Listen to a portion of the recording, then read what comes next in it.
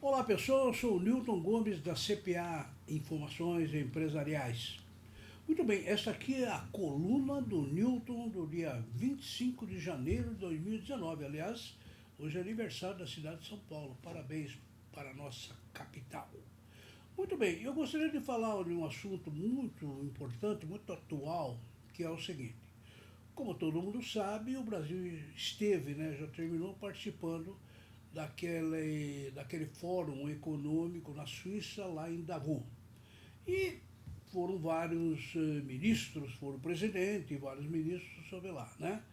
E houve algumas reuniões, alguma participação, que o nosso ministro da Economia andou falando alguma coisa lá que interessa muito para as empresas brasileiras, né? Então eu resolvi focar isso daqui, esse tema do Paulo Guedes, para a gente analisar um pouquinho o que pode acontecer. Aqui ao meu lado, a Júlia. Oi pessoal, meu nome é Júlia Gomes, estamos aqui em mais uma coluna do Newton e hoje a gente vai falar sobre o imposto de renda da pessoa jurídica, quem ganha e quem perde. Exatamente, o Paulo Guedes, vocês viram na imprensa aí, ele repetiu sempre de que ele pretende reduzir o imposto da renda da pessoa jurídica, das empresas, e a grande questão é o seguinte, se houver essa mesma redução, afinal, quem ganha e quem perde com isso? Muito bem, então eu selecionei alguns pontos que eu vou comentando e a Júlia vai me ajudando aí nesses 8 pontos importantes. Vamos lá. O primeiro ponto é que Paulo Guedes, o ministro da Economia, está anunciando que vai reduzir o imposto de renda das empresas de 34% para 15%. Muito bem, vejam bem. O nosso ministro da Economia está dizendo que o mundo está reduzindo o imposto de renda da pessoa jurídica, né? E por que essa redução? Porque ele está dizendo que isso é uma tendência mundial. Vários países estão fazendo isso e se o Brasil não fizer isso, ele perde competitividade. Sempre é bom lembrar que o Brasil é um dos campeões de tributação da pessoa jurídica, são 34%. 15% do EPJ, alíquota geral, mais 10% de adicional dá 25%, mais 9% de contribuição social sobre o lucro líquido dá 34%. Maior do que nós, somente a França, que cobra 35%. Muito bem. Então, qual é a ideia do Paulo Guedes? É reduzir isso. E por que reduzir? Veja aí no item 2.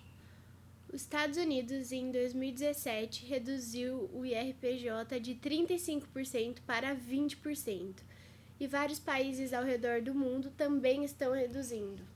Bom, o Trump, Donald Trump, todo mundo sabe que ele é meio louco mesmo, né? Quer fazer um muro lá no México, essas coisas. E uma das coisas que ele fez, né, exatamente por esse motivo da concorrência com o mundo, ele reduziu o RPJ deles lá, que era de 35% para 20% em 2017.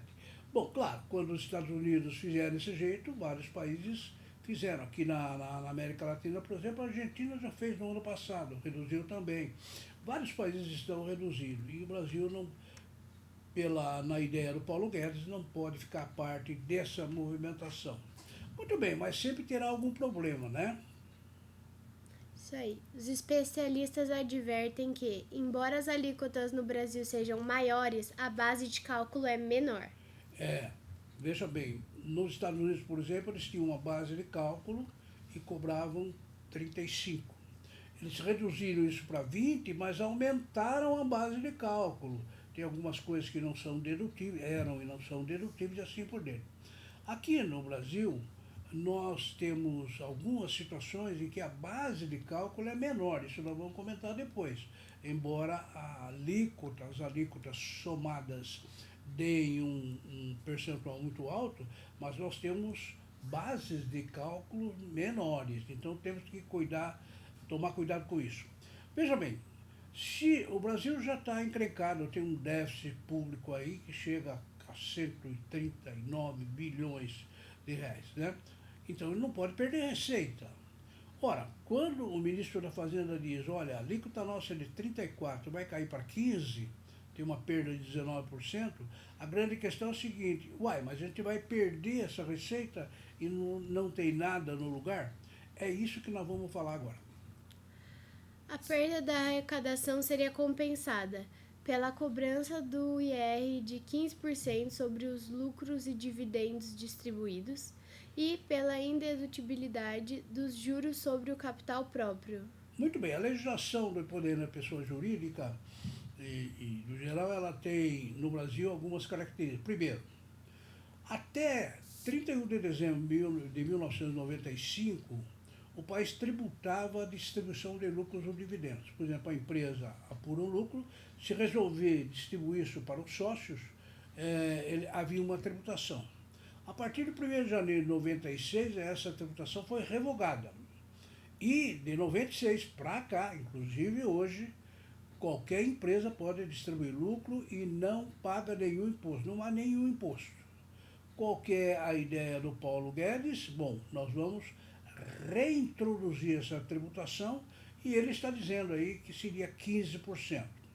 Uma outra coisa que ele está dizendo é o seguinte, nós temos o juro capital próprio, é uma espécie de que uma empresa ela pode lançar como despesa o juro que ela pagaria para os seus sócios, para os seus acionistas.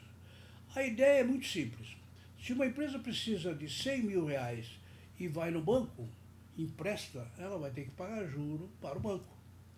Ora, então, se ela emprestar dos seus sócios no capital, então ela deveria registrar essa despesa também. A nossa legislação permite que se faça isso, né? Permite, só que tem uma retenção de 15% na fonte. O que o Paulo Guedes pretende fazer? Não autorizar mais a dedutibilidade desses juros sobre capital próprio. Se isso ocorrer, as empresas vão perder despesa. Então, a compensação se dará pelo seguinte, distribui lucro, retém 15% e recolhe. Hoje é isento, mas se ele introduzir, vai pagar imposto. Depois, lança o juro capital próprio. É uma despesa, diminui o lucro da empresa, embora tenha que pagar 15%, mas as empresas pagam 34%. Então, se você não puser deduzir o juro capital próprio, você não tem uma despesa, dá um lucro maior, vai pagar mais imposto. Somando os 15% na distribuição de lucros ou dividendos, mais a indedutibilidade do juro capital próprio, o conjunto disso deve dar algo em torno de 20%, que é o que ele está pretendendo reduzir. Então, vejam bem, não é que vai pagar menos imposto, de jeito nenhum, ele vai pagar imposto. O problema é que vai mudar quem que vai pagar esse imposto, que vai arrecadar, né? Quer dizer, o montante tributário, teoricamente, continua o mesmo, só que em vez de pagar isso, paga aquilo, em vez de pagar aquilo, assim por diante, né? Muito bem, vamos conversar um pouquinho a respeito de alguns detalhes dessa ideia aí. Alguns detalhes importantes.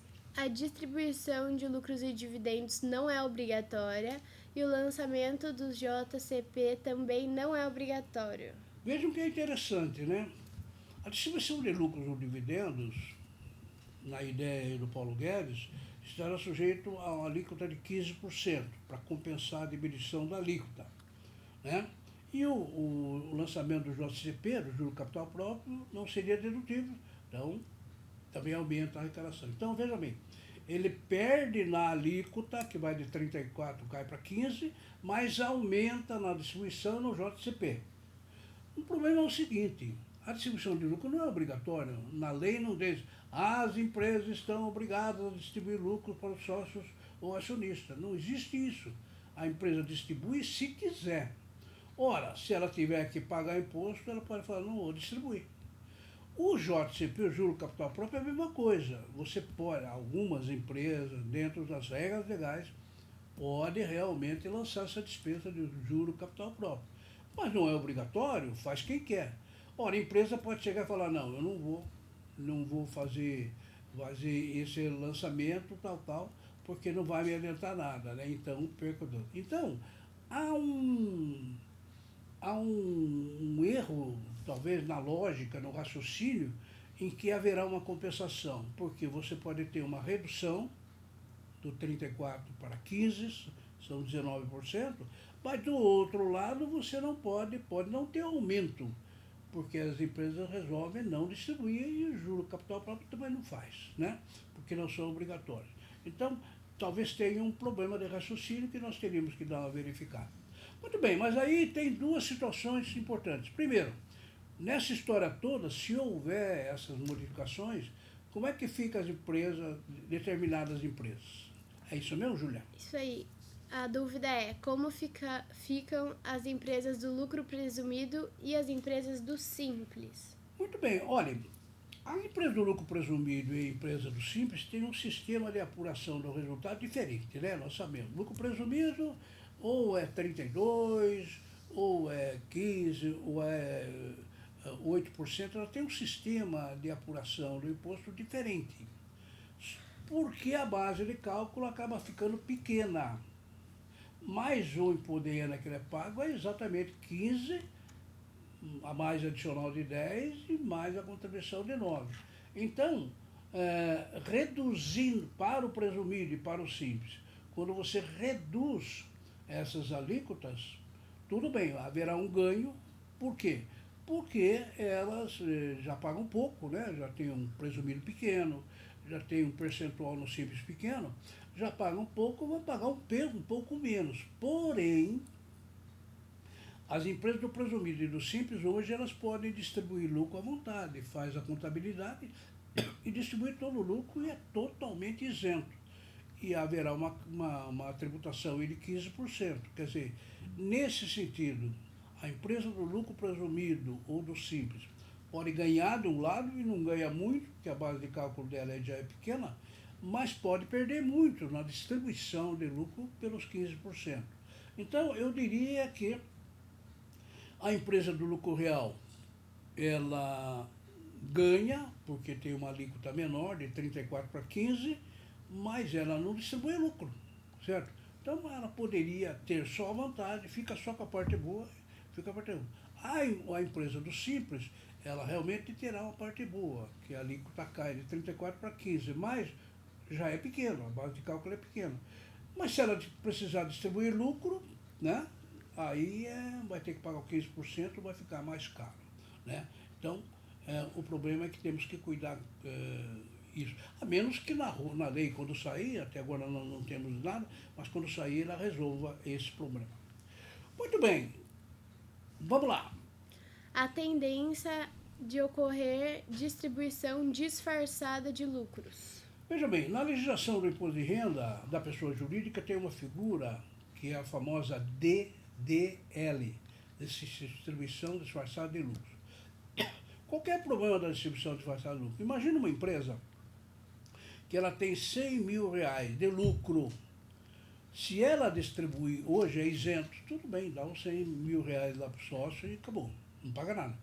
Se tivesse 15% e ela distribuir, vai ter que pagar 15 mil de imposto, né? 100, 15% dá 15 mil. Então, o que é muito comum, pelo menos era comum quando havia tributação até 95, você faz alguma coisa que indiretamente acaba beneficiando o sócio. Por exemplo, o sócio precisa construir uma casa para ele. Então, ele receberia o lucro isento e vai lá e constrói a casa. Ao invés de fazer isso, a empresa constrói uma casa, ela constrói a casa e cede o uso para ele. Tá? Então, seria uma forma de você contornar essa situação. E além de outras, é que nem, por exemplo, a empresa precisa comprar um carro novo. Bom, distribui lucro pro sócio no valor de 60 mil, ele pega o dinheiro e vai lá pagar. Ele não paga na distribuição e tudo bem. Só que agora, se ele distribuir 60 para o sócio para comprar o carro, ela vai ter que reter 15%. 15% de 6 mil dá 9 mil de imposto. O que a empresa costumava fazer lá atrás e pode voltar a fazer? Compra o carro em nome dela e dá o carro para o sócio usar. Ora, isso é a distribuição disfarçada de lucro. Ela distribui o lucro disfarçadamente, né? Mas a tendência é começar a acontecer de novo se nós tivermos essa tributação. Muito bem, qual é a conclusão disso tudo, Júlia? é possível que as empresas ganhem, mas desde que façam um bom planejamento tributário.